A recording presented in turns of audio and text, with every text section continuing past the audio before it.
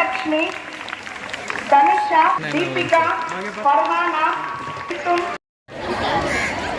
ஒரு 30-40,000 கொடுத்து ஒரு லேப்டாப் வாங்கி கொடுக்குறாங்கன்னு சொன்னா வீட்டில் அந்த அளவுக்கு வசதி இருக்காது. சிறந்த முறையில் கல்வி கிடைக்க வேண்டும் என்றதுல உறுதுணையா, அதாவது உறுதியாக இருக்கிறாருன்னு சொன்னா அது மாண்புமிகு முதலமைச்சர் அவர்கள்.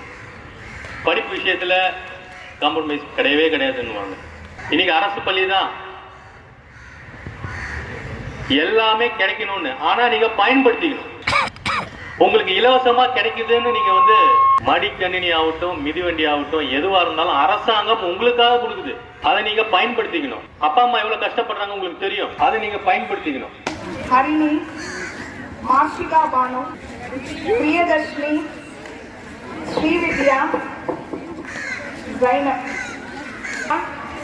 பத்மஸ்ரீ, பரமேஸ்வரி,